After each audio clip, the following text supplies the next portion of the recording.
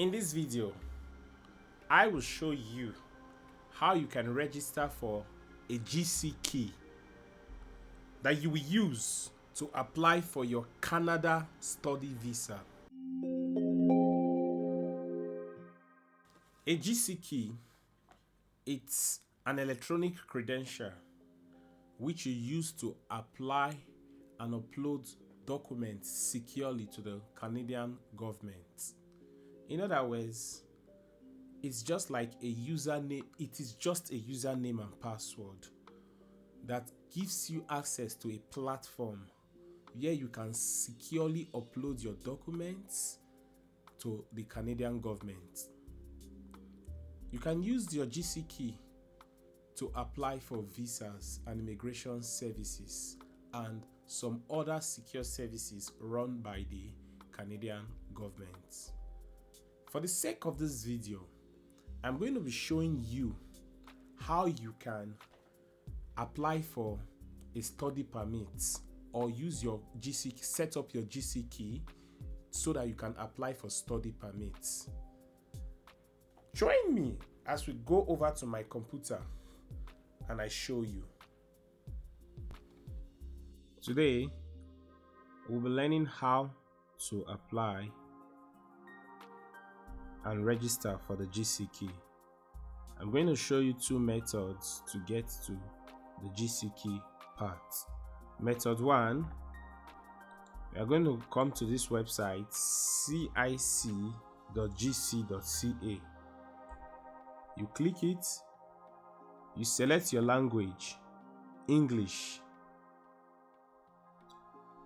It will take you to the Canada immigration website. You scroll and you, on your right hand side, under the most requested, you see sign in or create an account to apply online. You click it, then you see two options. Option 1, GC key. Option 2, sign in partner. We are going to use option 1. Now, you can either click sign in with GC key or you click register. Now, let's click sign in with GC key. We are going to allow it to load. If you have an account before, you just type your username and your password. But if you don't, you click sign up. Accept the terms and condition. Then you put in your username. Now, before I proceed, let me quickly share to you option 2. You can just go to Google, type GC key login. Click on the very first link and it takes you to this other, it takes you to the page whereby you can just register for your GC key. Now, we've used this particular one in our previous illustration. So let's use this second option, the register option.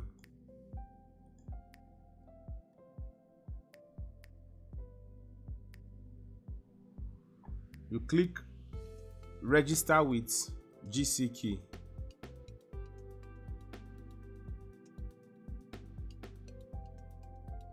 It takes you back to this page. Then you have to click sign up. So accept the terms and condition. So I'm going to close this page and continue with the previous one since we are now on the same page. Now you have known so far, I've showed you how to access the GC key website using the Google search and using CIC web cic.gc.ca website. So now we are going to choose a username. Now let's use Edohen Josh 87. You can use only letters, or you can mix letters and numbers. You click continue. Now, for your GC key to be valid, it must be minimum 8 characters as indicated on the right hand side. Now it's asking for us to choose a password. I will select my own password. Now, let me select a password.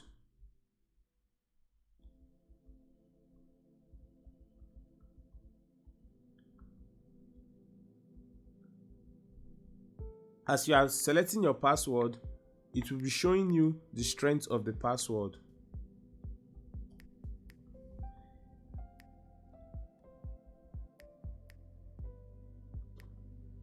Now, you can decide to select a password that is long or even stronger than the CBN vault. It's up to you. But whichever way, ensure you select a password that you can easily remember. You click on continue. You are going to be asked 3 recovery questions. Now, these questions won't come up and won't pop up all the time, but peradventure you lost access to your GC key. These are the questions they will ask you when you are trying to recover it. So always use something that is very easy for you to do.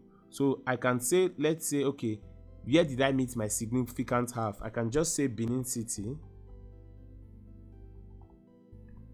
Most memorable person, I can say self. I can just write a name of a most memorable person. Let's say Joshua. The hint, I can say, okay, my first name. Most memorable date, I can just write a date that will be easy for me to remember. I can decide to write, let's say, 2020 0225. The hint, I can just write anything.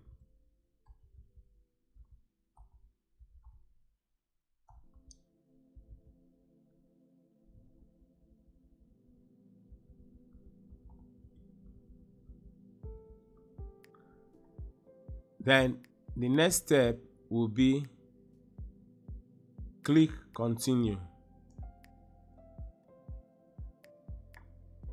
Now, you can decide to skip these parts of email verification, but I prefer and I would advise you do this email verification because, seriously speaking, if you are trying to recover an account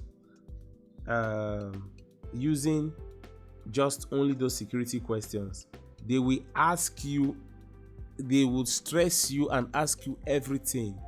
In fact, it's even very difficult to recover an account. This email recovery option is really quite recent, and if you are trying to recover an account, there's nothing like you just reset. They send a link to your email address and you click reset. As simple as that. So now let's put our email. Having done that, the next step will be you click continue. Good. My GC key has been created. Edohen Josh 87. Now click continue to verify. They will send me a code to my email. So let's go over to Gmail. You see, A new mail has just come in. Hi, hello, this is my GC key and this is the OTP they sent. So I'm going to copy this OTP, go back to the page and paste it. Then you click continue. Congratulations, you have successfully created a GC key, but it's still not yet complete because you've not entered your personal information. Now we are going to enter our personal information. You click continue.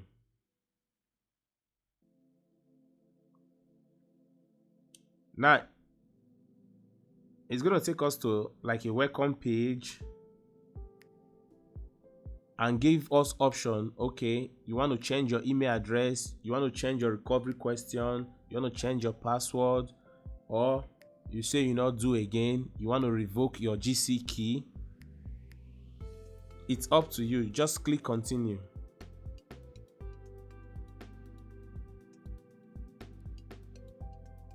It's going to bring out a terms and condition. You read through it and you click I accept. If you click I do not accept, you cannot continue with your GC key creation. So now it is now time that it will now ask you for your personal details. So giving name. Now the given name, if you look at your international passport, you have the surname and your given name. Even if you are bearing 30 names on your international passport, one will be your surname or whatever, or depends on how many you are using as your surname. The rest will be your given name. So write your given name the way it is on your international passport. Very important. There's difference between, according to them, there's difference between John Mark and Mark John. So please always write the names as it is on your international passport. So now let's go. You can refer to your international passport if you have forgotten the way you wrote it on your international passport. Joshua.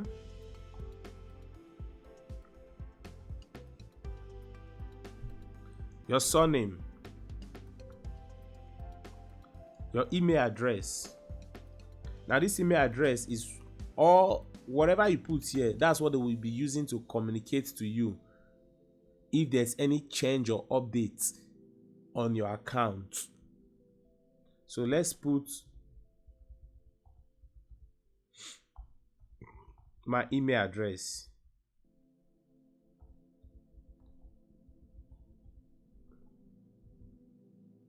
Now, language of notification. You know, there are some parts of Canada that speaks French, some English, while some French and English.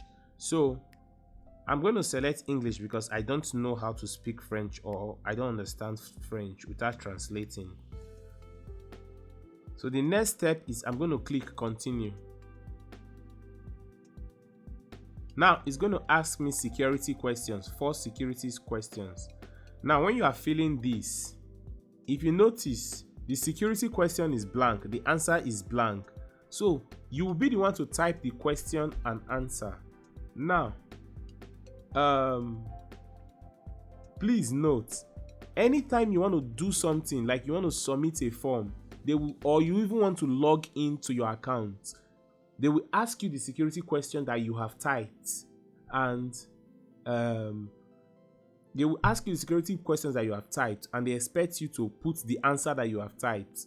So in order for you not to start having issues when you want to log in, please use something very easy for you. Like for example, I can just say my first security question is, what is your first name? The answer is this. I can just write it.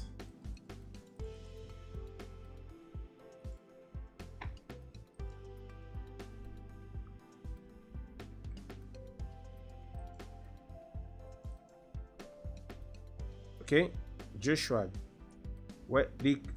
Whether you are using capital letter or small letter, it doesn't matter. It is case independent. Then, second security question I can write. Second security question I can write is, what is your, I can say second or middle name, and I use this next one.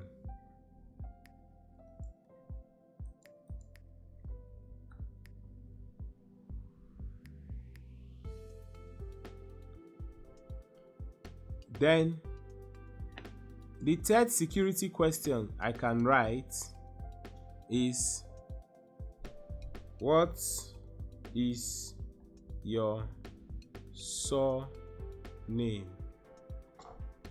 I can use this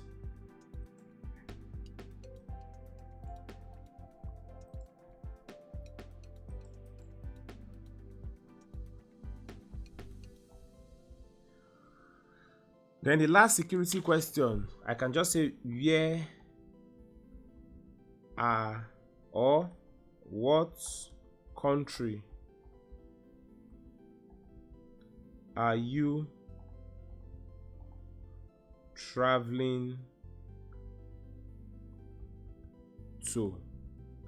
And I will answer Canada. Now, I have already set up my questions, security questions. The next thing is to click continue. Now notice, I was the one that set this question. Congratulations, once you see this page, you have successfully created a GC key.